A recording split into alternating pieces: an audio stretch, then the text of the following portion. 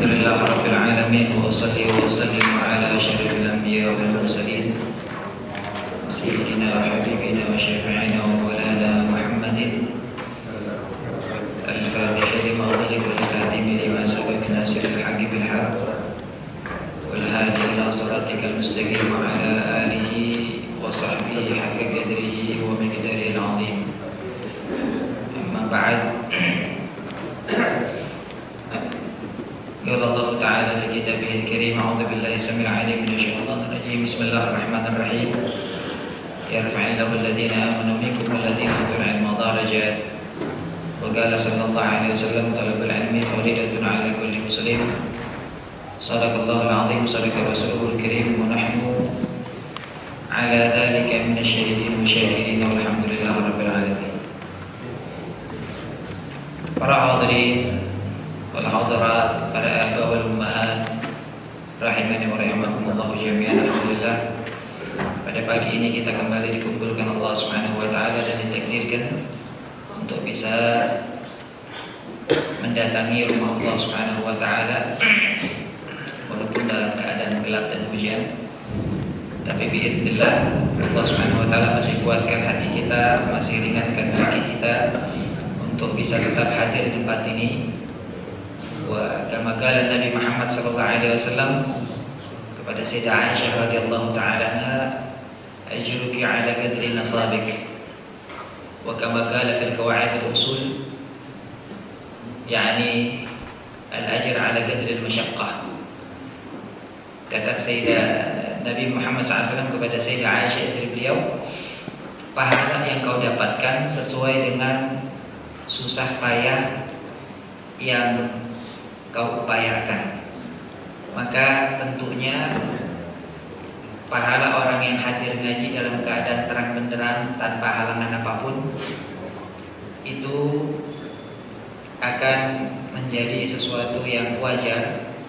Akan tetapi saat orang itu hadir dalam keadaan banyak hambatan, hujan, gelap, becek dan seterusnya, maka tentunya pahalanya akan jauh lebih hebat di sisi Allah Subhanahu wa taala. Jadi kaidahnya seperti itu. Al-ajr 'ala qadri al-masyaqqah, sebagaimana kata Rasulullah sallallahu alaihi wasallam, kam min dirhamin, berapa banyak satu dirham itu, ghalaba 'ala alfi dirhamin, bisa mengalahkan 1000 dirham. Ada orang yang sedekahnya mungkin 1000 perak, tapi pahalanya lebih daripada sedekah orang yang 1 juta.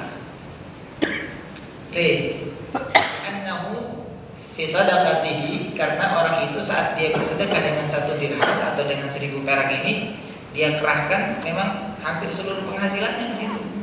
Memang dia kerja cuma dapat sehari 5.000 misalnya, karena jadi tukang asongan atau mungkin jadi apa dan seterusnya. Sementara orang yang bersedekah mungkin 1 juta itu seharinya dia bisa dapat 10 juta atau 20 juta atau mungkin 100 juta.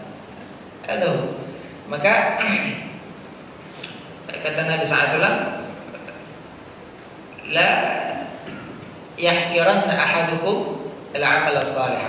Jangan sekali-kali di antara kalian meremehkan amal kebajikan. Karena kita tidak pernah tahu sebetulnya amal kebajikan mana yang kita lakukan yang diterima oleh Allah Subhanahu wa taala. Bisa jadi amal kebajikan yang kita anggap besar, hebat, bagus, ternyata tidak diterima. Justru yang hakir, justru yang kelihatannya remeh, rendah, itu justru itu yang dicatat oleh Allah Subhanahu wa taala untuk masuk ke dalam catatan kebajikan kita. Kata Nabi SAW, walau antalqa akhaka biwajhin talqin. Jangan kalian meremehkan satu kebajikan walaupun sekedar kalian menemui teman kalian atau saudara kalian dengan wajah yang sumringah. Atau sadaqah at-tabassum, yani ala wajhi akhika sadaqah. Tabassum ala wajhi akhika sadaqah. Senyum kita di hadapan saudara kita itu adalah sedekah. Bisa jadi kita mungkin berinfak sekian puluh, sekian ratus juta, Allah alam, mudah-mudahan diterima. Tapi kita tidak pernah tahu kalau itu disertai dengan riya, disertai dengan hubbul jah, hubbud dunya, hubbus sum'ah, kepengen nyohor, la yaqballahu subhanahu wa ta'ala tak terima. Tapi walaupun kita cuma kasih satu permen ke anak kecil tapi berikhlas, ada huwa alladhi ihsab 'inda Allah, itu yang diterima oleh Allah subhanahu wa ta'ala. Maka dari itu ajr ala qadri al-masyaqqah, kita mendapatkan pahala sesuai dengan kesulitan yang kita terima. Beda-beda, tidak sama. Allah Maha Adil, ya. Allah Maha Adil. Tidak mungkin kemudian Allah Subhanahu Wa Taala memberikan pahala yang sama atas upaya yang berbeda. Pasti pahalanya lain. Hadu min adalatillah jalla wa ala. Ini dari keadilan Allah Subhanahu Wa Taala. Oke, kita berharap dengan hadirnya kita di sini dengan suasana yang seperti ini, mudah-mudahan menambah pahala dan keberkahan yang Allah berikan kepada kita semuanya. Dan mudah-mudahan Allah selalu memberikan rahmat dan maghfirahnya kepada kita semuanya. Kita niatkan i'tikaf saat ini, kita niatkan silaturahim, kita niatkan menuntut ilmu, kita niatkan berkumpul dan berkumpulan yang baik, dan kita niatkan untuk bersyukur atas nikmat-nikmat yang Allah berikan. Mudah-mudahan apa yang kita lakukan saat ini menjadi sebab diampunkannya dosa-dosa kita, ditutup segala aib dan kesalahan kita, disampaikan hajat maksud dan tujuan kita. Mudah-mudahan kita semuanya dilapangkan dadanya, diluaskan rezekinya, dimudahkan urusannya, dipanjangkan umurnya, disehatkan badannya dalam keadaan taat kepada Allah Subhanahu wa taala. Dan mudah-mudahan kita semua beserta seluruh keluarga kita, baik itu suami, istri, anak, cucu, kerabat serta seluruh keturunan kita jika sebagai hamba Allah yang saleh dan salehah dikumpulkan bersama baginda Nabi Muhammad sallallahu alaihi wa alihi wa sahbihi baraka wasallam. Para hadirin rahimani wa rahimakumullah jami'an, kita sudah sampai kepada hadis yang selanjutnya dari pembahasan kita dalam kitab Bulughul Maram min Adillatil Ahkam. Itu qala al-mu'allif rahimahullahu ta'ala wa nafa'na bi'ulumihi wa kutubihi fid dharain amin. An Abi Qatadah radhiyallahu ta'ala anhu.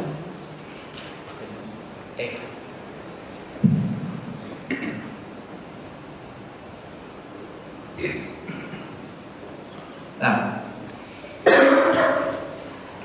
dari sahabat Nabi yang bernama Abu Qatadah radhiyallahu ta'ala anhu.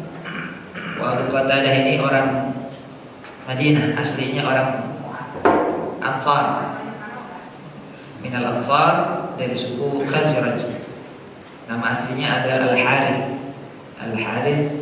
ibn Rib'i Al-Khazraji Al-Ansari. Beliau itu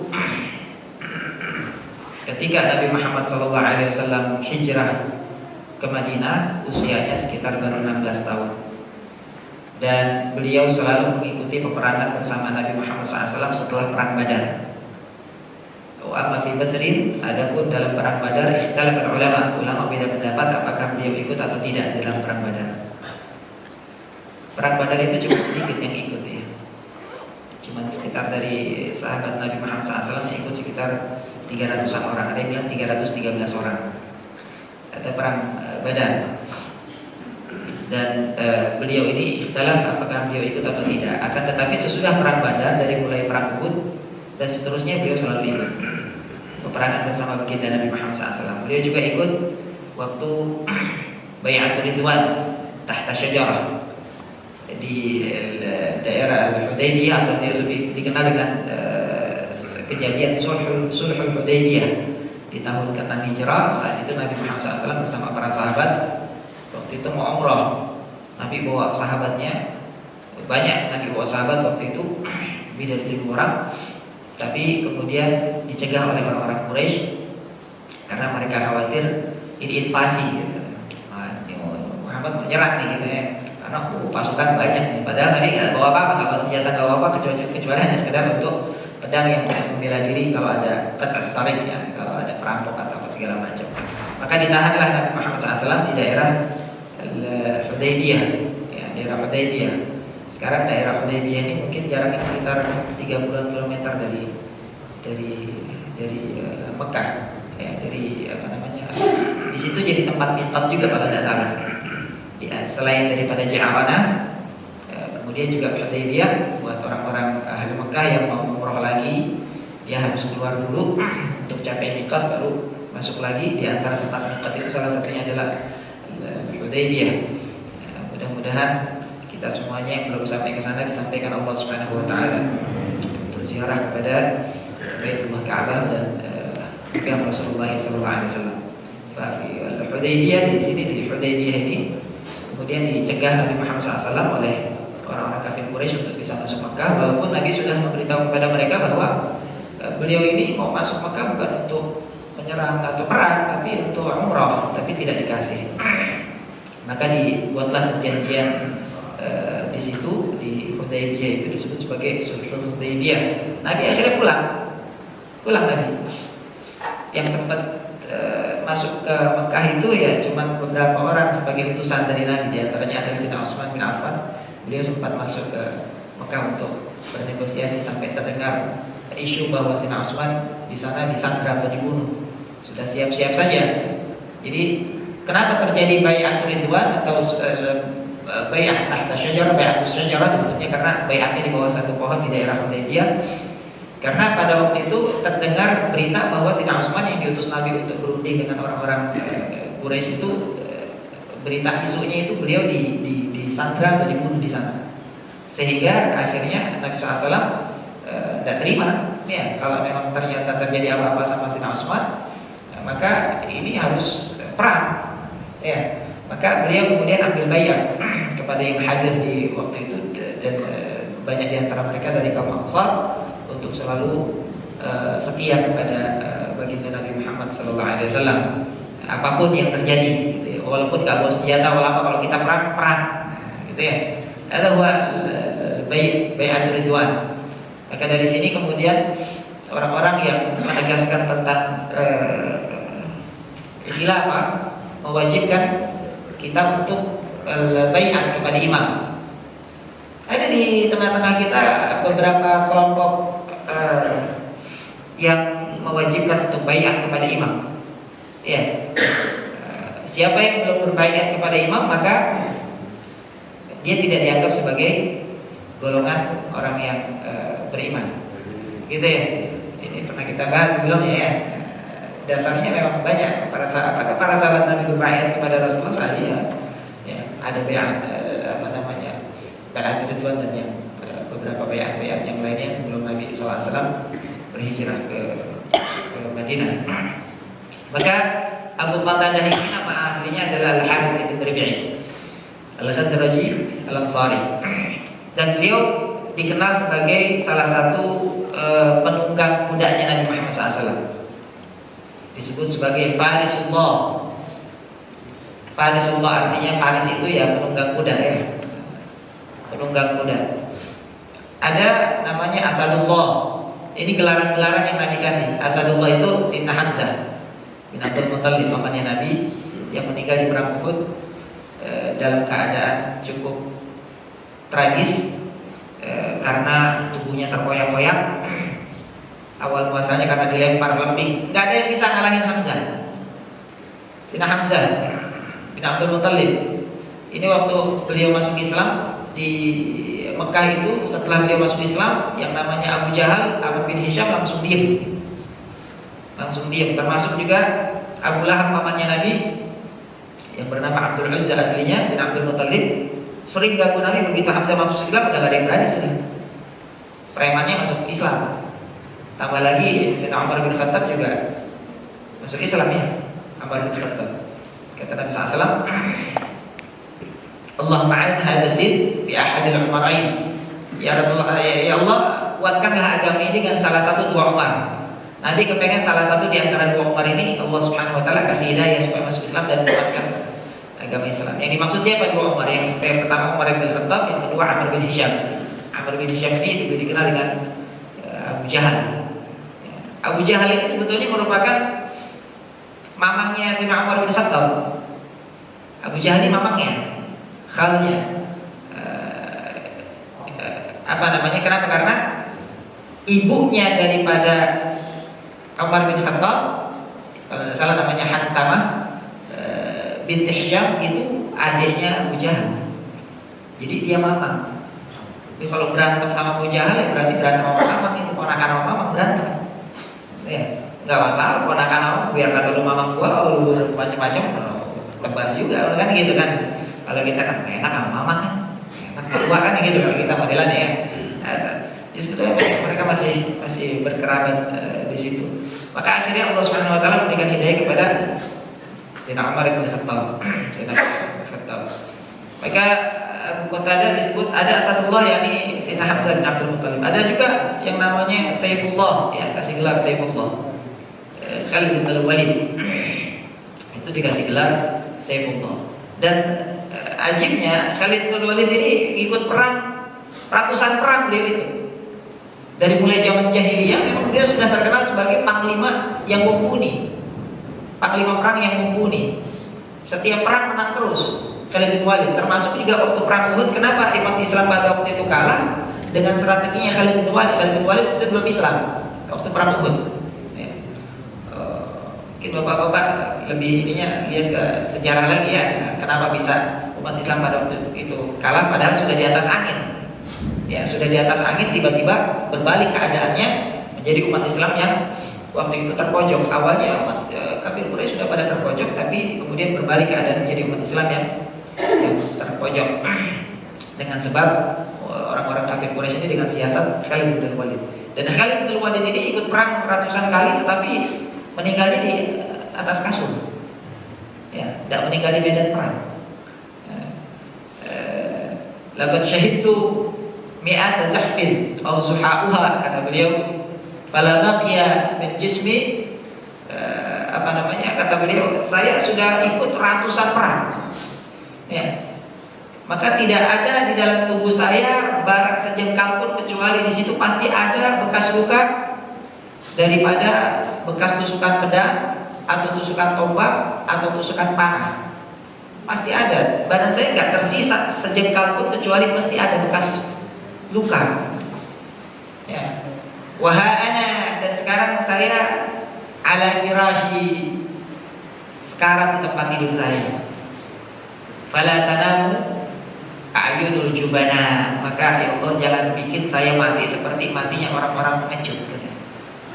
Kata beliau, jangan mati seperti matinya orang pengecut. Ada takdir dari Allah Subhanahu wa taala, betapapun orang itu kepengen syahid, tapi kalau memang Allah tidak kasih ya mau gimana ya.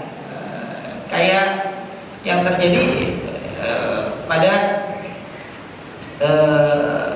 yang sebelumnya, hadis sebelumnya ini Abu Lubabah ya. Abu Lubabah itu minta sama Nabi begitu perang, ya Allah, ud'uni li an akuna syahidan, ya Allah, ya Rasulullah, doakan saya supaya saya mati syahid. Tapi sama Nabi didoakan justru engkau menang dalam keadaan membawa ghanimah. Menang bawa ghanimah sampai 3 kali, akhirnya nyerah udah. Ya, nggak minta doa untuk mati syahid lagi. Nah ya sudah, perang menang terus sama Nabi didoain, minta syahid malah didoain. Bagus kan gitu ya. Makanya kadang-kadang Sayyidah Aisyah radhiyallahu taala itu begitu, saat Nabi itu paling tahu apa yang kita butuhkan sebetulnya. Hada wal mursyid al maksud. Karena baik menurut kita belum tentu baik menurut Nabi. Apa yang baik menurut Nabi masih baik buat kita. Kalau kita kan mainan syahwat, mainan nafsu. Baik menurut kita tuh yang nyenakin kita aja sudah. Makanya kata Allah Subhanahu wa taala, asa tuhibbu syai'an wa huwa syarrun lakum, wa asa takrahu syai'an wa huwa syarrun lakum. Bisa jadi kau suka sesuatu padahal itu buruk untukmu, dan bisa jadi kau tidak menyukai sesuatu padahal itu baik untukmu. Ayat itu terkait dengan apa? Ayat itu terkait dengan perang, Pak. Kata Allah Subhanahu wa taala, ya ayyuhalladzina amanu kutiba alaikumul qital wa huwa kurhul lakum. Wahai orang-orang yang beriman, diwajibkan atas kalian perang. Perang ini kita ngapain, Pak? Perang, Pak? Suit-suitan apa? Nah, main selepetan atau bagaimana? Perang main pukul-pukulan, main bunuh-bunuhan. Ya, tapi diwajibkan sama Allah kita main bunuh-bunuhan. Kalian orang-orang berislam, orang-orang yang beriman, main bunuh-bunuhan lah, bahasa kasar gitu tuh. Main pukul-pukulan lah. Kan gitu. Perang itu kan gitu. Kutiba alaikumul qital. Allah tahu bahwa itu menurut kita enggak bagus. Wa huwa kurhul lakum, kata Allah, dan aku tahu bahwa itu sesuatu yang kalian benci. Akan tetapi kata Allah, asa tuhibbu syai'an wa huwa asa takrahu syai'an wa huwa khairul lakum. Tapi jangan salah, bisa jadi apa yang menurut kau jelek itu sebetulnya baik buat kamu. Dan apa menurut kalian itu baik, sebetulnya itu tidak baik buat kamu. Allah ya'lamu wa antum la ta'lamun. Allah Maha tahu, kau tidak tahu. Sudah ikutin aja sudah. Allah gitu ya. Nah, maka Sayyidah Aisyah radhiyallahu ta'ala ketika beliau tahu betul apa yang dikatakan Nabi pasti bagus. Maka beliau bertanya, ya Rasulullah, idza sadadtu yani Lailatul Qadar, mada ad'u? Ya Rasulullah, kalau saya misalnya ada pas di malam Lailatul Qadar, kira-kira saya yang paling bagus doa meminta apa? Karena Lailatul Qadar ini kan mustajab. Doa di Lailatul Qadar mustajab. Doa di malam Lailatul Qadar itu mustajab. Maka di waktu mustajab ini saya minta apa ya Rasulullah? Yang paling bagus kira-kira apa?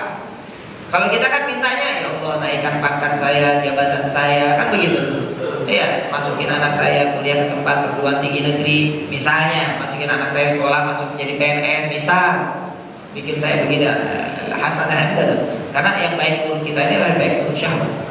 Maka Rasulullah SAW jawab, Qul Allahumma innaka afuwwun tuhibbul afwa fa'fu anni. Katakan saat kau dalam malam Lailatul Qadar, berdoalah kau, Allahumma innaka afuwwun. Ya Allah, engkau maha pemaaf, tuhibbul afwa, dan kau menyukai memaafkan. Fa'fu anni, maka maafkanlah saya. Itu yang paling bagus.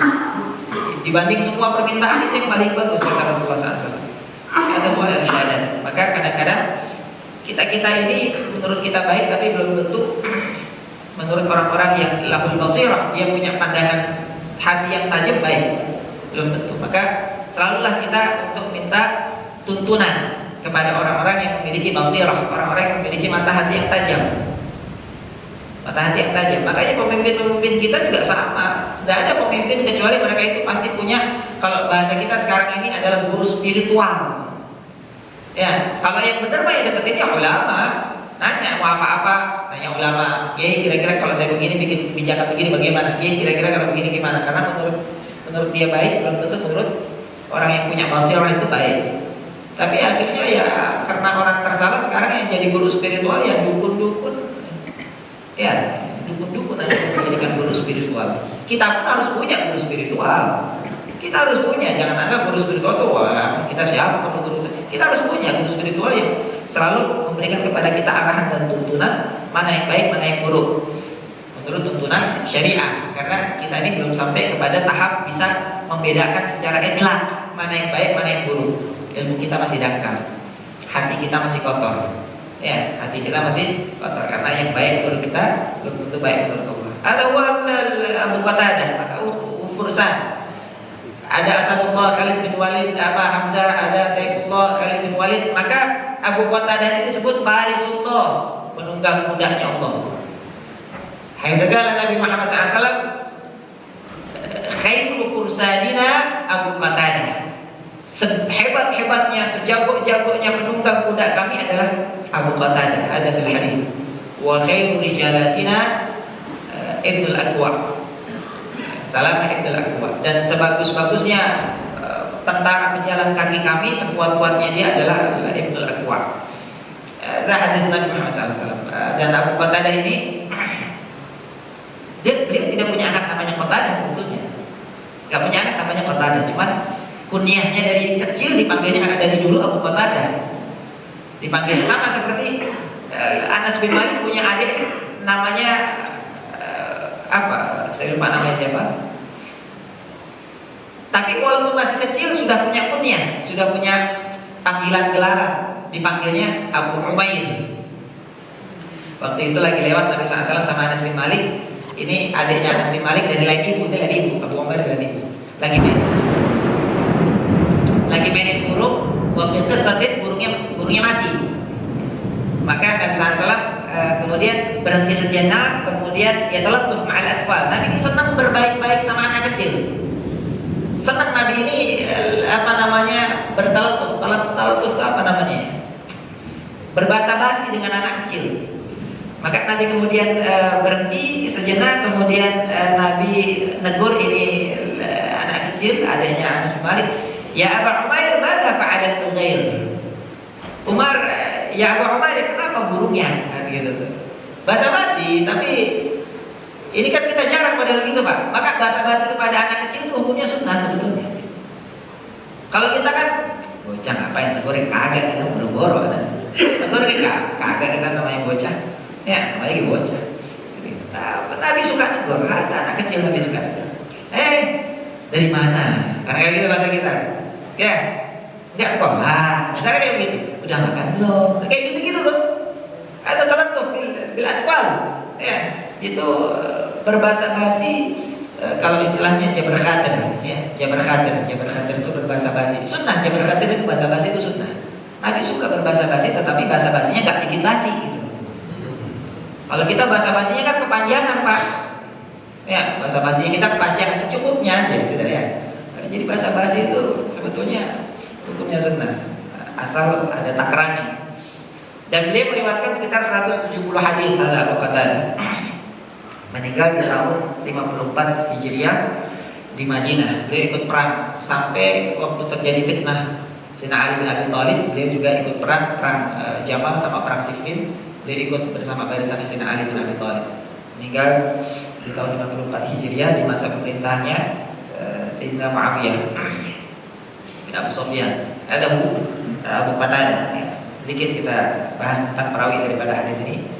Gal anna Rasulullah sallallahu alaihi wasallam qala.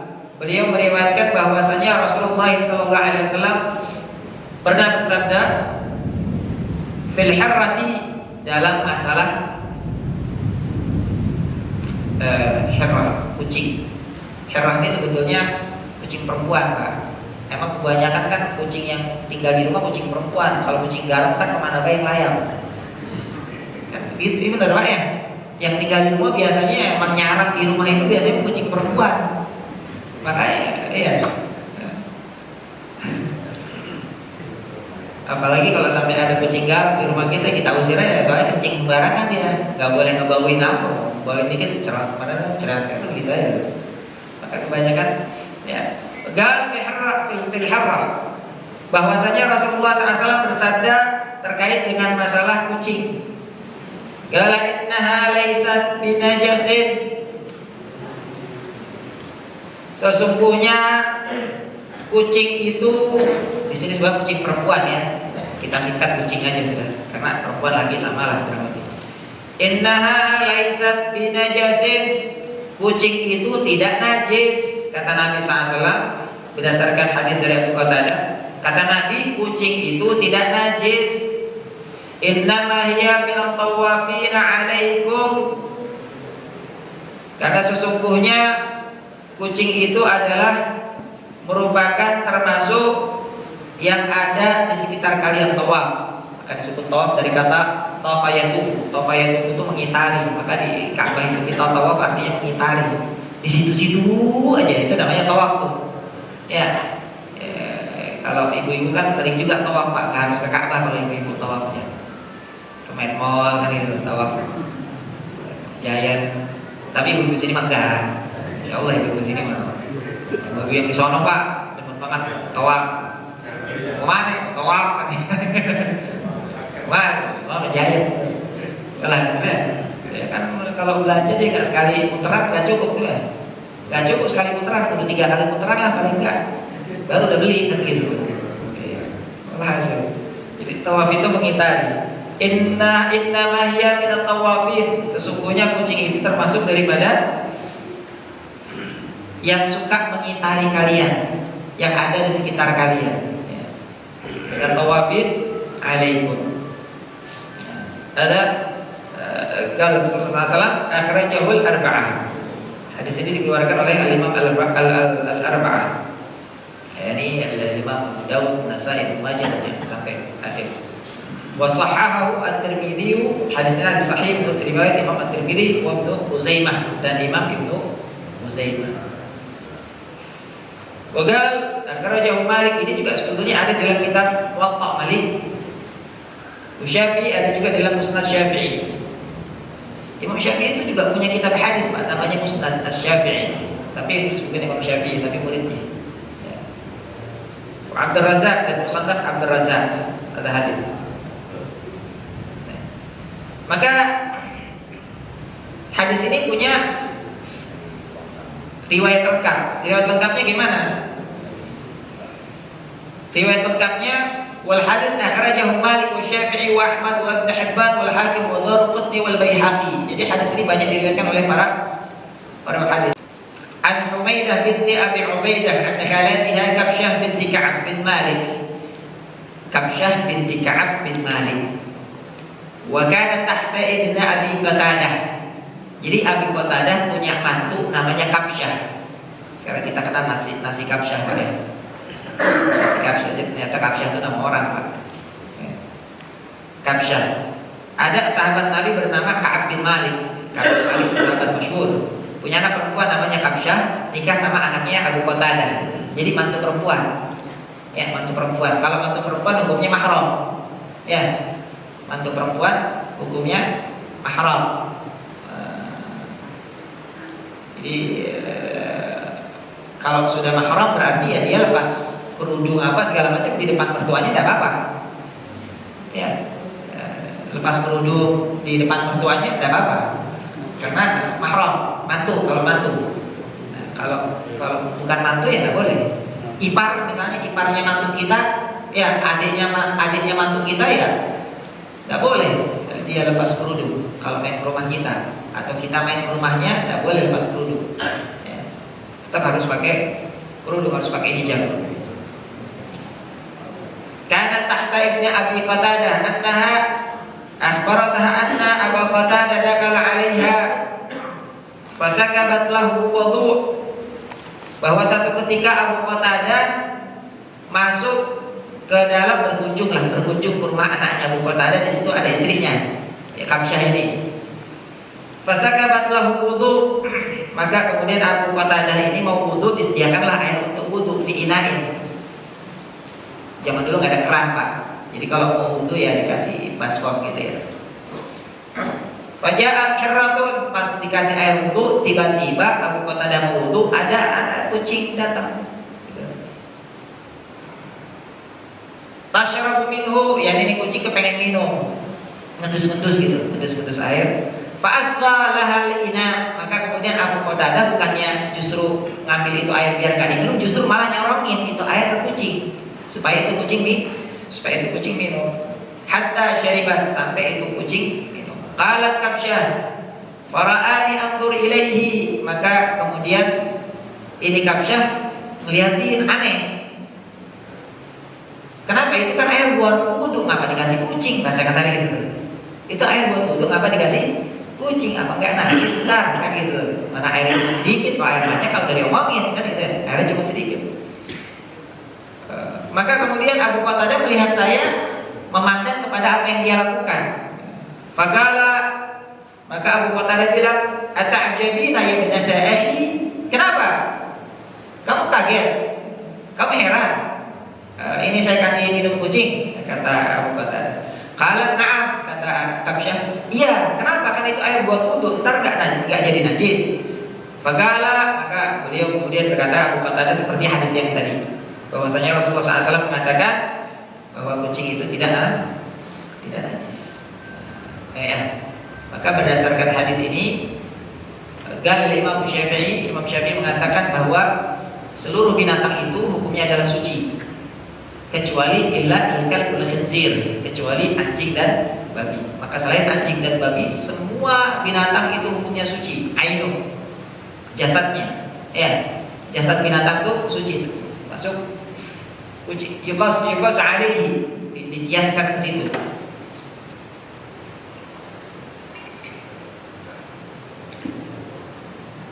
Ada su'rul kitab.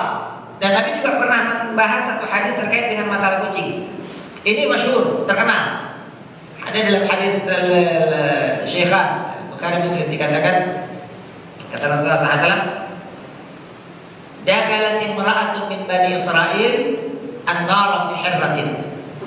Dulu zaman Bani Israel ada seorang perempuan ahli ibadah, ahli puasa, ahli ibadah, ahli puasa, ahli sholat, ahli zikir, ahli ibadah, masuk neraka gara-gara kucing.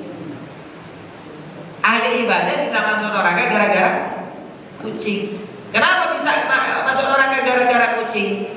Habasatha, ini perempuan miara kucing, dikurung itu kucing sama dia.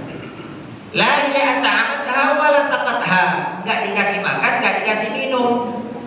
Wala tarakatha ta'kulu min hasyashil ard, enggak juga dilepas supaya cari makan sendiri.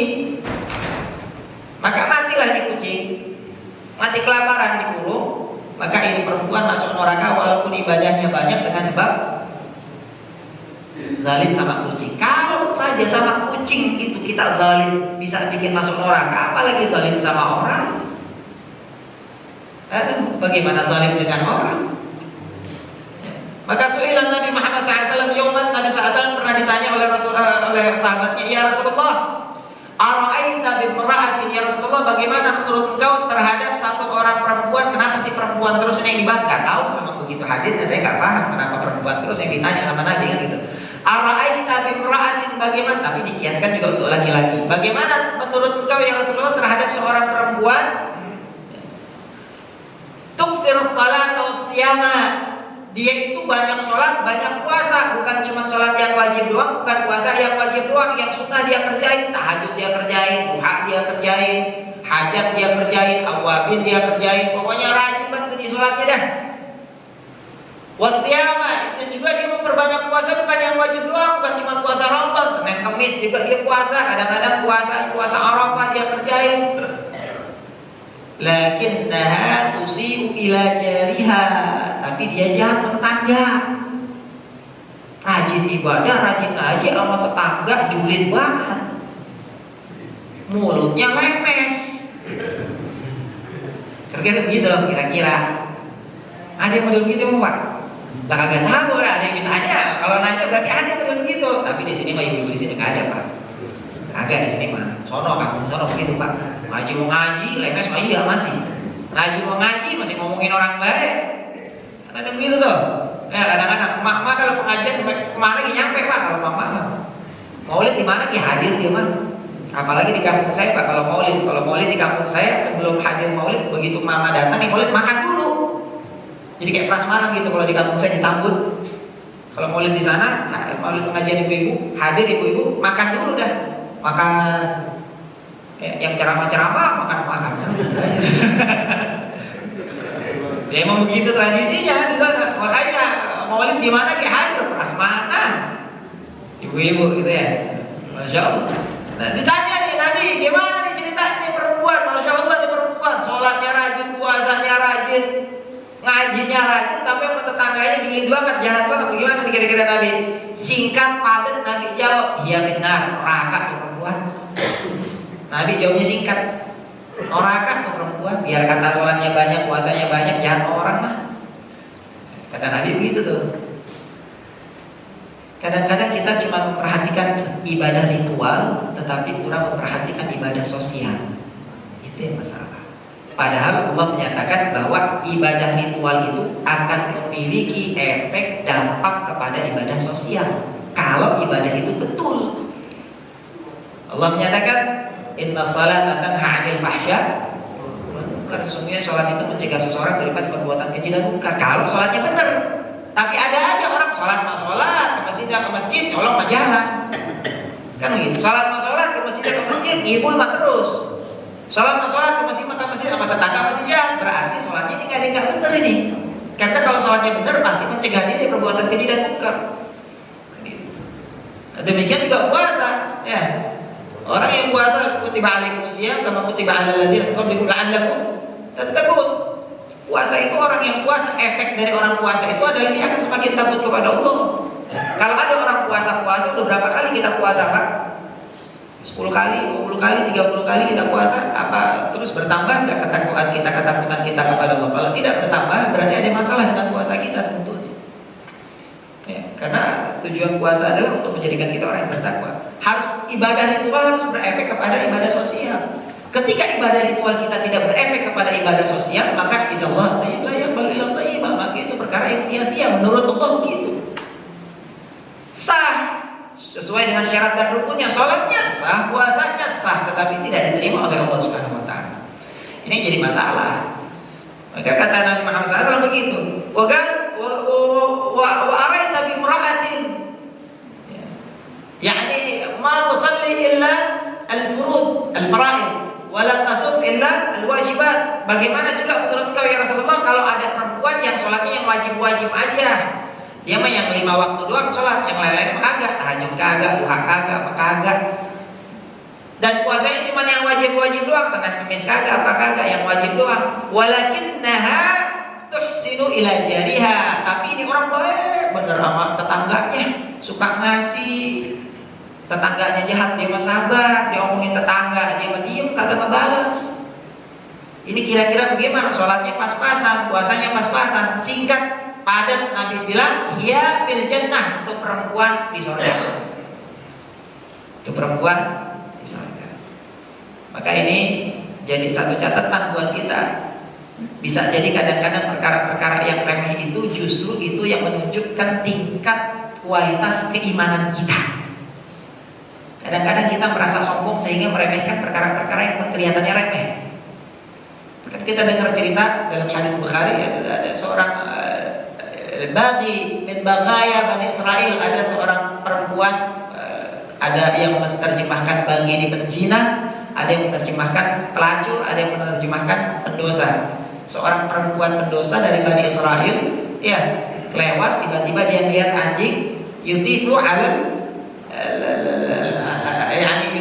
yutifu hawal al-bi'r. Ini anjing keliling-keliling di sekitar sumur, kepengen minum, nggak bisa sumur. Maka akhirnya ini perempuan ngambil air sumur itu dengan fanaza'a khufiyah, dia cabut sepatunya, dia ambil air dengan sepatunya, dikasih minum.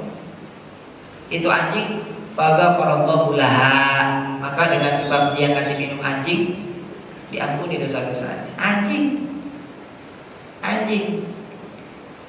ikram kullu ratabin.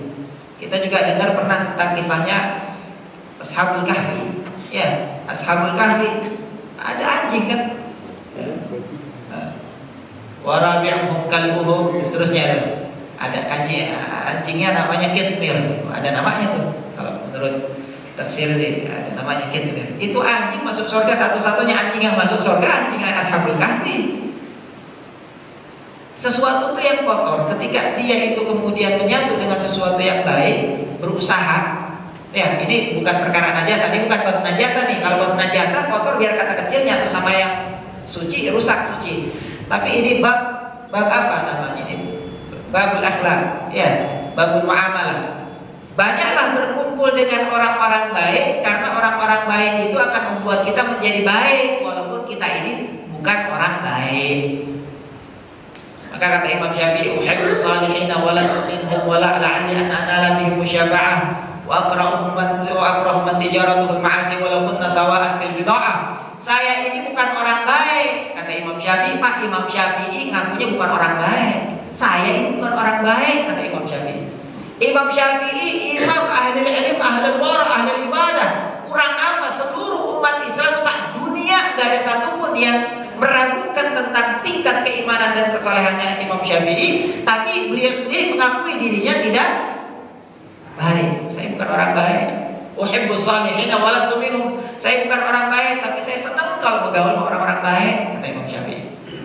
Kalau kita kira-kira ngakunya baik apa kagak, Pak? Saya ini orang baik-baik. Jangan sembarangan kalau ngomong. Karena kita kan begitu. Saya ini orang baik-baik. Kalau kita baik.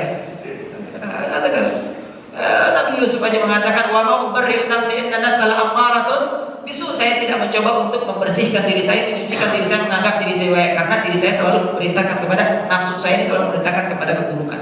Aduh. Ya, wa ma ubarri'u nafsi. Saya ini bukan orang baik, tapi sana berkumpul orang baik. Kenapa? Supaya dapat manfaat dari orang-orang baik, ketularan baiknya, kata Imam Syafi'i.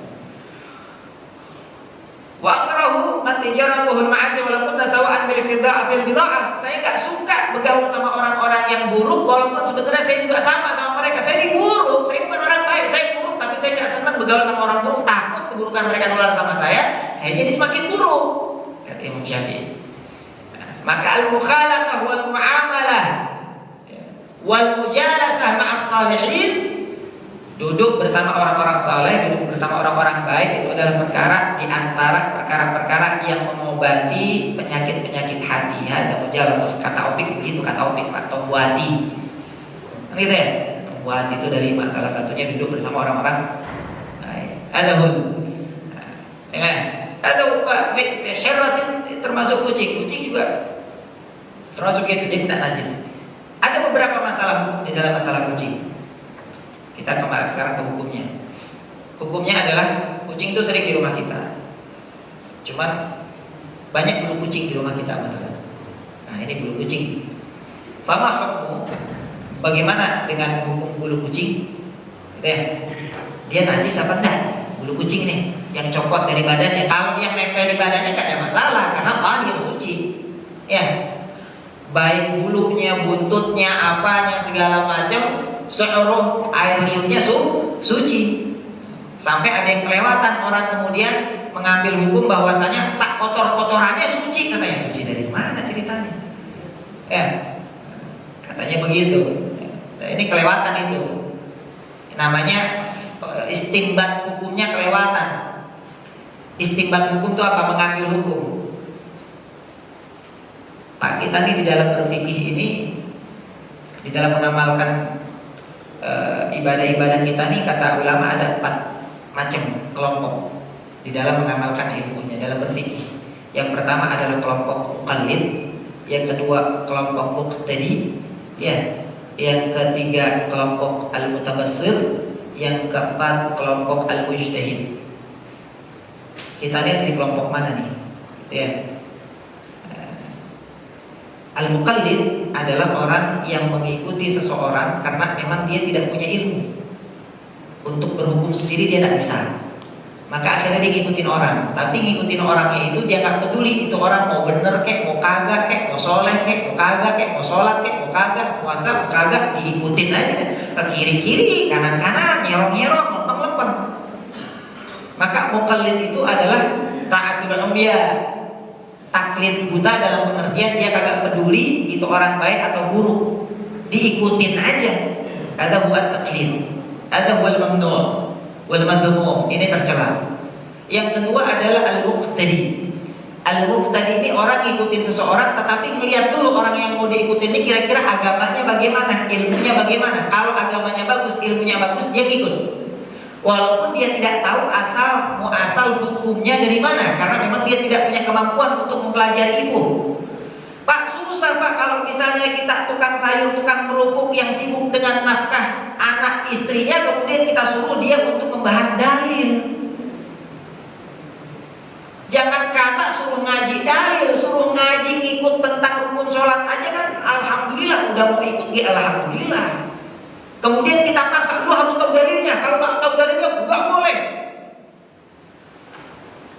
Ya, yuridullahu bikumul yusra, wala yuridu bikumul usra. Yassiru, wala tu'assiru, kata Rasulullah.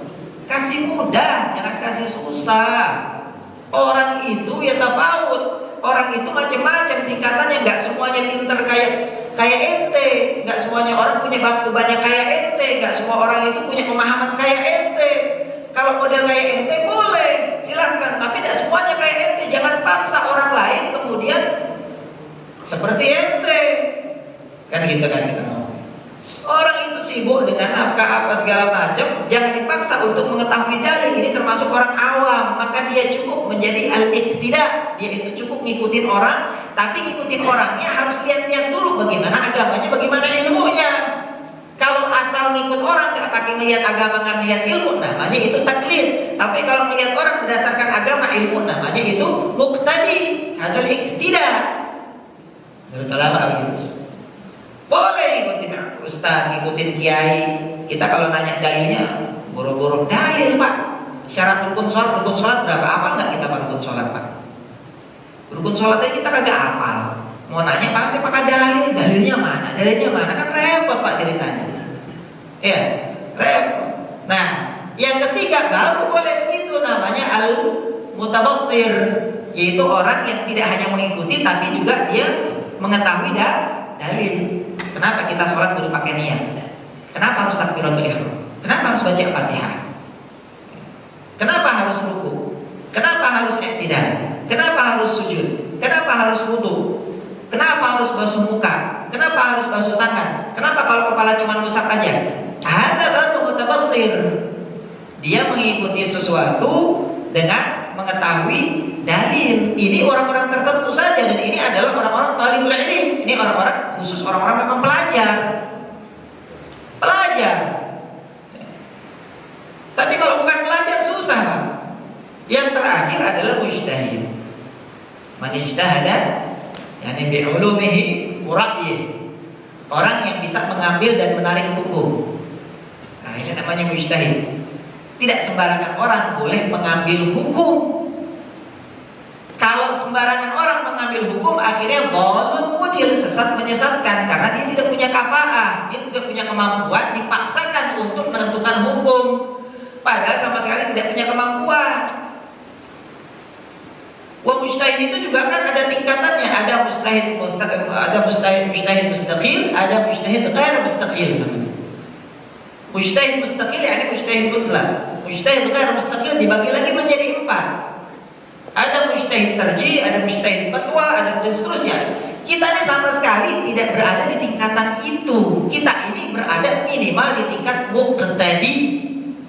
Orang yang ngikutin, orang yang kita yakinin keilmuannya, kesalehannya, itu kita. Paham ya? Jadi jangan sekali-kali ketika kita ditanya tentang hukum, bagaimana begini? Menurut saya, hukum tidak menurut dirimu. Hukum itu menurut Allah dan Rasulnya. Kadang-kadang kita sering menurut saya. Tar dulu, jangan menurut saya. Dikata ini saya bukan nanya masalah sambal terasi, bukan nanya masalah rasa sayur asam. Kalau sayur asam boleh menurut saya. Sambal terasi boleh menurut saya. Kurang enak, kurang garam boleh. Tapi kalau masalah-masalah hukum jangan pakai menurut saya. Kan gitu ada. Kenapa? Menurut orang-orang yang memang mereka punya kemampuan untuk itu. Maka berdasarkan hadis ini, maka seluruh tubuh kucing kalau masih nempel di tubuhnya itu suci, kecuali kalau di mulutnya ada najis, ketahuan bekas darah, bekas makan tikus, ada najis. Bagaimana sucinya? Apa kita cuci itu kucing mulutnya? Tidak. Kucing itu kan dia bisa membersihkan diri sendiri, dijilat pakai air liurnya, maka dia suci dengan mensucikan dirinya sendiri. Au kama qala Syafi'i, in ghaba bi waqtin yumkinuhu an yunaddif fammahu bi nafsihi. Kalau dia hilang dari pandangan mata kita, ada di najis. Kita melihat dia habis makan bangkai tikus, misalnya habis makan tikus, berarti kan mulutnya najis nih karena terkena air najasah, kena ada sisa najis bangkai di sini. Najis kalau dia minum ke air kita najis, karena dia membawa bukan karena air liurnya tapi najis yang nempel di mulutnya. Bagaimana kita tahu dia sucinya? Ketika kita kemudian masuk ke dalam rumah, kita keluar lagi, itu kucing sudah tidak lagi ada di bangkai tikus, nggak tahu kemana tuh kucing, tiba-tiba kemudian itu kucing balik lagi normal lagi, maka itu sudah dihukumi suci mulutnya. Gitu ya. Jadi ketika kucing itu hilang dari pandangan, yang mana hilang itu diperkirakan dia sudah menghilangkan. Kalau memang sudah tidak kelihatan lagi ada sisa najis di mulutnya. Kalau masih ada, ya dengan sebab ada itu. Jadi suci. Masalahnya kalau kucing itu bulunya copot. Ini sudah ada di dalam hadis Bulughul Maram, hadis yang ke-29 kalau saya tidak salah. Kata-kata dalam hadis itu dikatakan ma quti'a minal bahimati wa hiya hayyatun fa huwa mayyitun. Apa yang terpotong dari binatang itu, sementara binatang itu, apa yang terpotong dari binatang itu dari anggota tubuhnya sementara binatang itu masih hidup, maka dihukumi dengan bangkainya. Kalau bangkainya suci, maka sucilah potongan itu. Kalau bangkainya najis, maka najislah potongan itu. Dari sini kemudian timbul kaidah bagaimana hukum donor ginjal dari manusia, misal donor jantung, najis nggak tuh jantungnya? Kan kepotong dia dari tubuhnya, ya. Atau ada orang misalnya pakai potongan buntut kelinci, misalnya ada kelinci lagi loncat-loncat, tangkap dipotong buntutnya, dijadiin gantungan kunci, itu najis apa enggak? Kan ada maka berdasarkan kaidah ini, setiap yang terpotong anggota tubuh daripada tubuh hewan atau binatang hidup atau apapun yang hidup, manusia atau hewan, maka hukum potongan itu seperti hukum bangkainya, hukum bangkainya. Kalau dia bangkainya najis, maka najis. Kalau bangkainya tidak najis, maka dia tidak najis. Manusia bangkainya najis enggak? Bangkai manusia najis dari mana ceritanya? Najis enggak? Ya. Jumhur ulama jumhur balgal ittafaqal ulama mengatakan bahwa bangkai manusia itu suci. Walaqad karramna bani adama fil barri wal bahri. Kami sudah muliakan manusia itu di langit dan di daratan dan di laut. Berdasarkan ini ulama mengatakan bahwasanya manusia itu mulia, artinya bangkainya juga suci. Maka berdasarkan dan juga berdasarkan hadis bahwa Nabi SAW di Hajjatul Wada, Nabi saat tahallul di Hajjatul Wada, Nabi tahallul apa Pak? Tahlik, cukur ya. Cukur. Tahallul artinya sudah melepaskan diri dari manasik dengan cara cukur. Maka saat dicukur itu Nabi kemudian membagi-bagikan rambutnya. Di antara yang dapat rambutnya Khalid bin Walid. Khalid bin Walid dapat rambut, ditaruh rambutnya Nabi itu di beliau punya topi perang, ya, taruh di situ tuh. Sampai Khalid bin Walid itu kalau itu sampai jatuh, wah dia kemana-mana nyari itu topinya, bela-belain dia nyari topinya. Kenapa? Karena di situ ada rambut Nabi. Maka berdasarkan itu, maka berarti suci, manusia suci. Maka kalau ada orang mendonorkan ginjal apa segala macam, maka hukum ginjalnya itu seperti hukum bangkainya.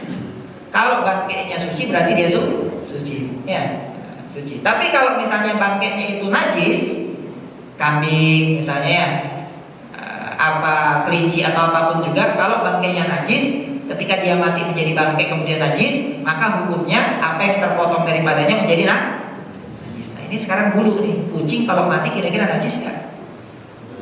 Bangkai kucing najis tak? Fama quti'a minha, maka apa yang terpotong daripada kucing itu wa hukima binajasatihi, maka dihukumi juga inilah menurut mazhab Syafi'i. Maka bulu kucing itu najis karena terpotong dari kucingnya. Fayu'afu, kemudian tapi dimaafkan daripada bulu kucing ini qadrat 3 syu'ur, kadar 3 helai bulu. Kalau nempelnya 3 helai bulu, menurut Syafi'iyun, menurut ulama-ulama Syafi'i, dimaafkan. Ya. Cuma kalau menurut yang lain enggak. Kalau menurut Imam Malik misalnya, enggak najis. Enggak najis. Dibedakan, menurut Imam Abu Hanifah dibedakan. Kalau dia itu rambutnya itu ya terpotongnya itu dengan sebab digunting, ya, maka itu tidak najis. Kenapa? Li'annahu la hayata lahu, karena tidak mengalir darah padanya. Yang najis itu kalau mengalir darah padanya. Sementara kalau pangkalnya kan ada tuh. Apa sih namanya kalau pangkal rambut tuh Pak di sini tuh? Folikel atau apa namanya itu? Ya, nah itu kan ada tuh, ya.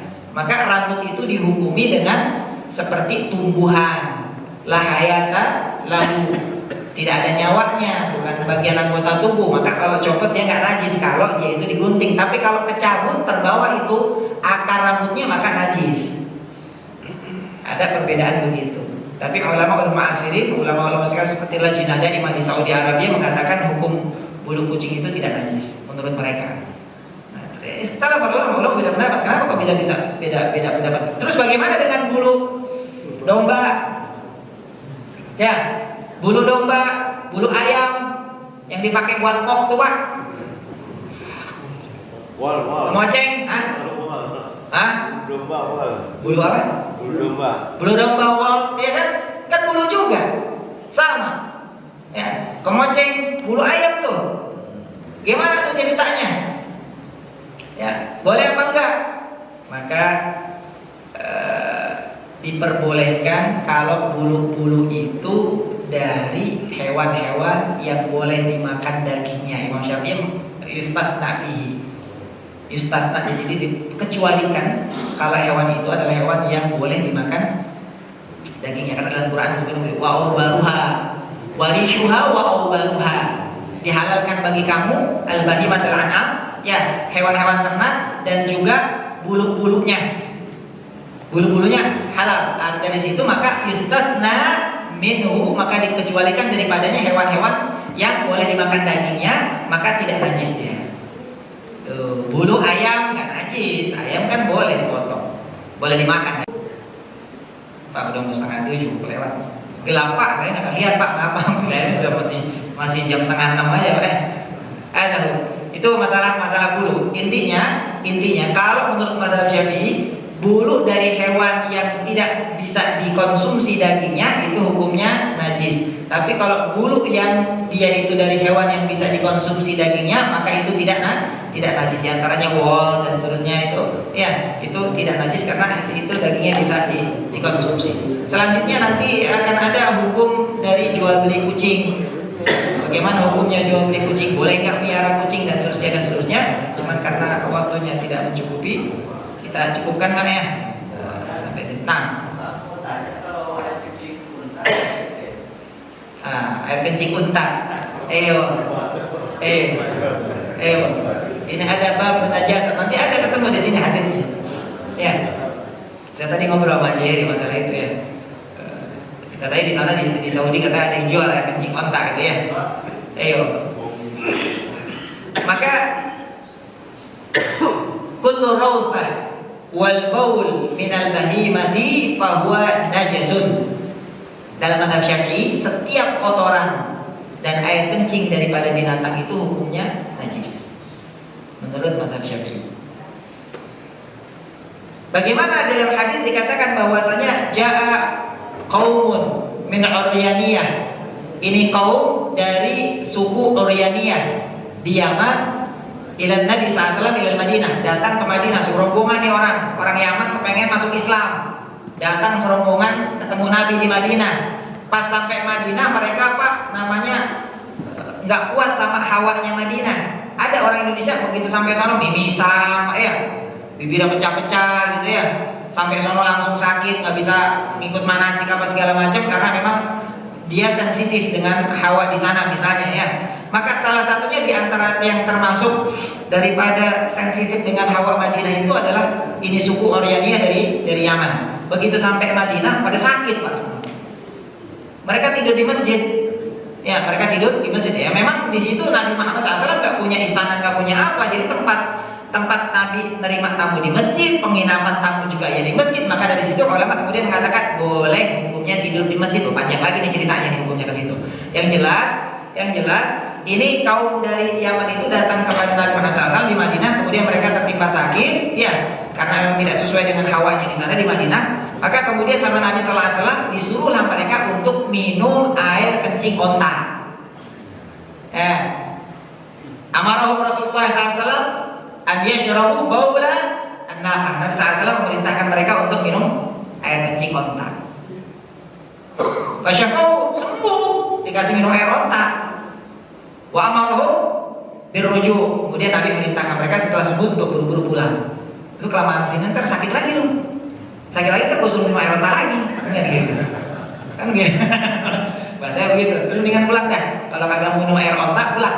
Emang air onta enak Pak, air kencing onta Pak? Saya belum pernah nyium soalnya Pak. Belum pernah nyobain. Ada yang belum pernah nyobain ini. Kalau kata Haji, bau katanya air kencing onta. Iya. Nah, bohongan. Kalau mau ada orang bau air kencing onta suruh minum air kencing onta. Kalau bau mah, kalau enak sih kagak apa-apa Pak. Mending ya bau, enak. Maka akhirnya ini disebut dengan al-hadithul Uryaniyin. Terkenal dengan hadits Uryaniyin, hadits yang terkait dengan orang-orang Uryaniyah. Maka dari situ ulama beda pendapat, ikhtilaf beda pendapat. Menurut mazhab Syafi'i tetap najis walaupun air kencing onta, tapi Nabi nyuruh minum kok. Itu lintadawa, itu buat obat. Kalau buat obat boleh selama tidak ada obat lain yang bisa menggantikan obat yang najis itu. Berobat dengan sesuatu yang najis boleh selama tidak ada obat lain yang menggantikan obat itu. Zaman Nabi Pak nggak ada diapet, nggak ada pembantring, nggak ada bodrek Pak zaman Nabi. Lah zaman sekarang banyak obat kan gitu Pak. Jadi zaman Nabi nggak ada. Apa obatnya? Air kencing ya sudah, air kencing mau ngomong apa lagi sudah. Minum sudah. Ya, litadawa. Jadi faman iturra ghairu bagin wala 'adin fala itsma 'alaih. Maka barang siapa yang dia terpaksa ittirar, ya, dalam keadaan terpaksa, bukan karena maksiat, bukan karena dia kepengen berlebih-lebihan, fala itsma 'alaih, enggak ada dosa hukumnya dia untuk mengkonsumsi sesuatu yang asalnya haram. Ini awalnya kan daging babi ya, daging babi atau bangkai, darah. Tapi kalau faman iturra ghairu bagin boleh. Ini namanya ittirar, artinya artinya apa? Apa namanya? Darurat. Ya, darurat. Maka litadawa kata Imam Syafi'i tetap najis menurut Imam Syafi'i. Tapi menurut yang lain berdasarkan hadis ini maka yustatna minhu baul an-naqah. Maka dikecualikan daripada yang najis-najis itu adalah kencingnya onta, termasuk juga kotoran kambing. Lianna Nabi SAW karena yusalli fi rabdatil ghanam. Adalah hadis yang mengatakan nanti ketemu Nabi SAW pernah sholat di kandang kambing. Kandang kambing, Pak, kandang kambing yang namanya kandang kambing, namanya kandang, di situ ada kotorannya, ada kencingnya, tapi Nabi pernah sholat di situ. Fastamaqal ulama, beberapa ulama mengatakan sehingga yustatna minhu, kotoran kambing, kencing kambing ini tidak termasuk najis berdasarkan hadis ini. Tapi ya ulama beda pendapat. Ini namanya wajhul istinbat. Ya, wajhul istinbat. Ini masuknya ke dalam qawaidul usul. Hukumnya panjang, masuk usul fikih. Ini masuk usul fikih. Ini mana dalilnya? Kenapa bisa begini? Kenapa bisa halal? Kenapa bisa haram? Dan seterusnya. Ya. Ini namanya wajhul istinbat. Wajh dalalahnya apa? Kalaupun dikias ilahnya apa dan seterusnya. Ini masuk qawaidul usul fikih. Kita nih puyang Pak. Puyang udah. Ya, udah puyang udah iya aja dah kata-kata ulama gini. Iya, ada iya, kita aja dah. Ustaz, Ya, ada